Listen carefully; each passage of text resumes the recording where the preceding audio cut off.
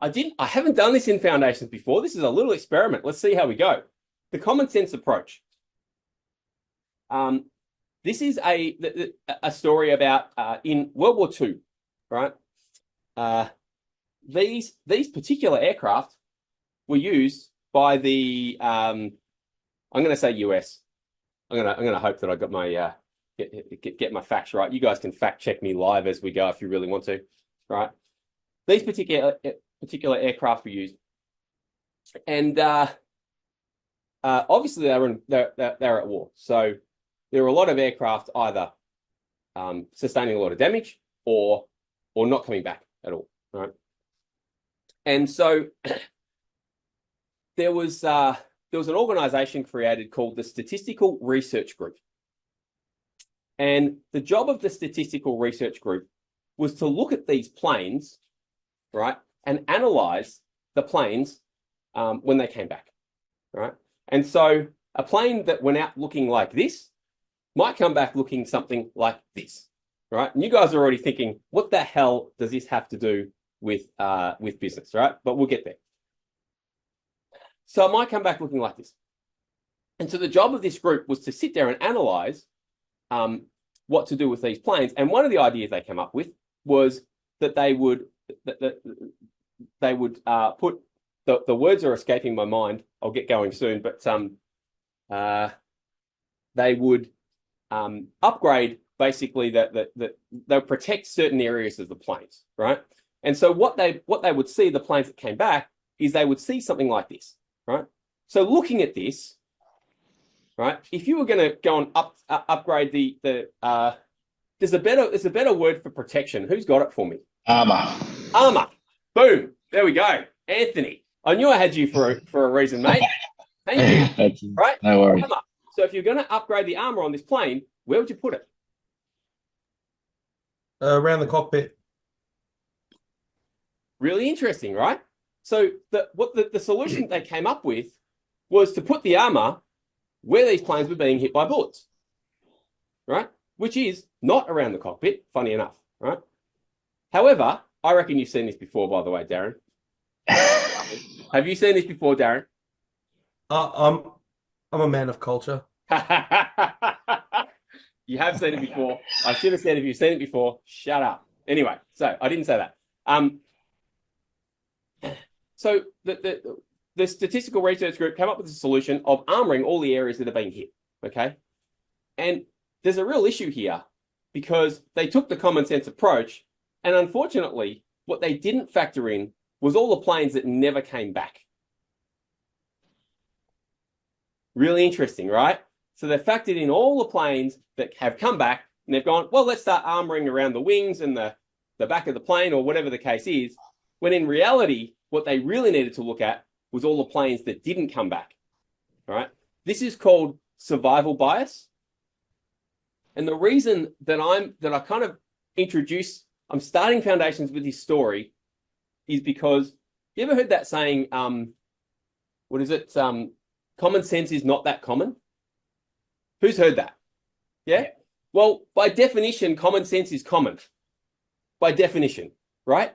And what these guys are actually using is common sense. What we're actually looking for is a form of uncommon wisdom. Okay? We're not looking for common sense. The things that most people are out there doing and believing are not necessarily the right things to be doing. And in this case, absolutely the wrong things to be doing. They had a whole group. So they had a mathematician come in by the name of Abraham Wald, and he basically changed. He looked at it through the mathematician's lens and said, no, we need to protect. There's two main areas we need to protect. It's the cockpit and the engine. Really, really simple, right? And so they started protecting those areas. Armoring, right? Cool. Who's heard that story before? Darren? Yeah? No one else. It's a cool story though, right? And it's very interesting, and it really challenges the way that we think. And that's why I thought I'll start with this story. Okay? Are we off to a good start so far? We've learned nothing about business just yet. All right? But we have learned to question some of our beliefs. All right. The problem. Let's go through this. The problem that we're trying to solve, 2.5 million businesses Australia-wide right now. according to the latest statistics I could get. 440,000 in the construction sector. I know a lot of you guys are in the construction sector. Did you know this? More than 470,000 new businesses started every year. That's a big number, right? 73,000 of those are in the construction sector, approximately, right? It's not a precise number. This is where it gets really interesting. Around 2 in 5. So after the first 2 years, we have a 60% survival rate. In other words, 40% of businesses are gone, right? Of those new businesses disappear in just 2 years, right? In 4 years, 50% of those businesses are gone. And it gets even better. In 10 years, 80% of businesses gone, which means only 20% of new businesses actually survive. This is a real problem that we're dealing with, and we're trying to actually provide some sort of solutions. The other interesting statistic that I got here was that businesses with 5 or more employees are actually more likely to survive. So 4 or less employees, less likely to survive than slightly larger businesses. Right? Not that they're large businesses, but you know what I mean. Who's heard that statistic before? Okay, couple. Yep, cool. All right, top 3 causes of failure, right? According to ASIC in Australia, when they're doing their job. Inadequate cash flow or high cash use, right? Poor strategic management of the business and trading losses. Cool? They all sound like reasonable things, right? So what do you notice about those 3 causes of failure? Just shout it out. They're all things that can be changed. They're all things that can be changed. Yep. You haven't seen this slide, Darren. To do with the delivery of the product. What's that?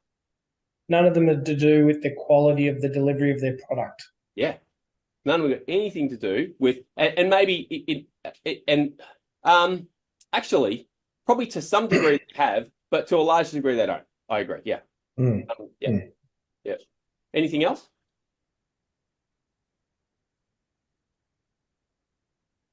It mainly covers it, right? But the interesting thing about all these things is, yeah, that they really, when you look at this, you delivering your product and you look at you delivering your product and delivering your service, right? These things are all kind of separate things. These are all the things that are required to run a business, not just to do your job. Make sense? All right. Real world reasons why businesses fail. Number 1, bad decisions, right? And this is just me putting my take on it. Number 2, bad decisions, and number 3, bad decisions. I think the real reasons why businesses fail is just because we're not making the right decisions for business, right? And so what we really want to do is change our decision, the way that we make decisions, okay? And the reality comes back to this. Doing the work and operating a successful business are actually totally different skills. Who agrees with that? Yeah, that's the reality of it, right? All right, the impact of that. We end up with cash flow issues. Anyone experience that in business? Yeah, everyone, right? Everyone who's been in business has pretty much experienced cash flow issues. Anyone felt like this? Too much work, not enough pay? Charlene, you might have to answer this on behalf of Mark as well, hey? And feel like it can lead to you feeling like you're always working. Agreed? Yeah, right?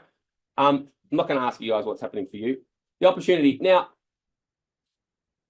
the point of all of this is, like, I'm not promising you that amount of money in the bank. Don't get me wrong, right? But the point of this is there's an opportunity to actually increase the, instead of constantly being in cash flow stress, increase the amount of money we've got in the bank. Increase our effective hourly rate. Who knows what effective hourly rate is so far? Not yet? Oh, kind of. All right. So effective hourly rate, think about it. We'll go through some exercises to confirm what it actually is, but think about it as your profit per hour. So if you measure, a lot of people measure profitability of a business, but they don't tend to measure the profitability or how much you make per hour. So if you combine your income and your profit together and put it and take that as a per hour rate, that's your effective hourly rate. All right. The thing I love about measuring effective hourly rate, we're going to talk about it a bit more, is that you can't cheat it.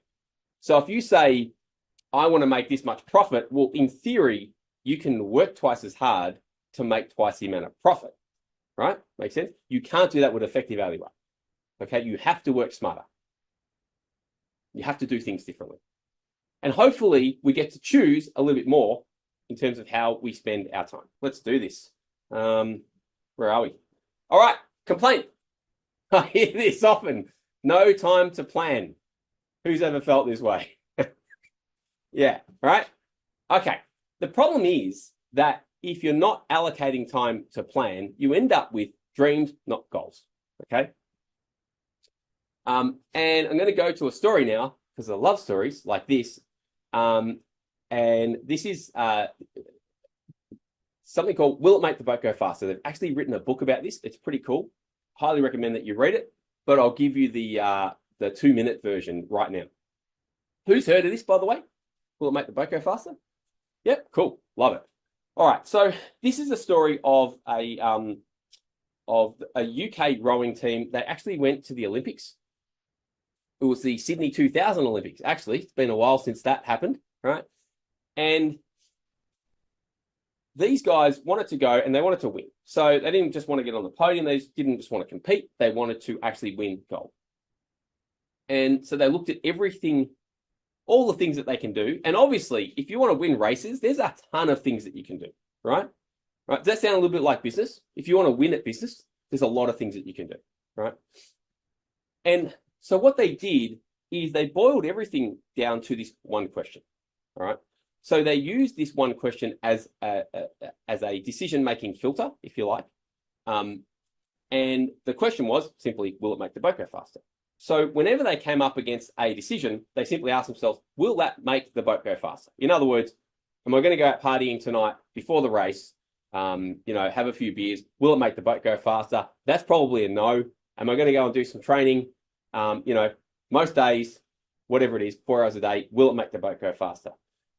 Now, what's really interesting about this is that I've got people now who've gone through foundations and maybe done it 1, 2, 3 years ago. And I think it's really easy to discount the power of something like this, right? A statement like this. But when we're going through and making decisions, they still come back to me and say, oh, you know what? I didn't buy that car because it just wasn't going to make the boat go faster, right? And it's a really, really good decision filter, right? It's a really good tool for helping you to make sure that you're making the right decision. I think that we make a lot of decisions in business, and whatever the criteria are, there's a lot of decisions that could be better. Agreed? Right? And this is a really good, really, really good check-in. So love the story. And as we're going through the next 12 weeks, right, everything in here, because if you guys implement just a small percentage, if you implement 20% of what's in this program, it will make your boat go faster. In other words, your business, right? Now, part of the challenge is, and I think this might be part of the reason why the Foundations is better the second time. Part of the challenge will be picking out the pieces that you need to focus on straight away, because there's a lot of stuff in here, right? And just making sure that you get those pieces done first. It's all about prioritization.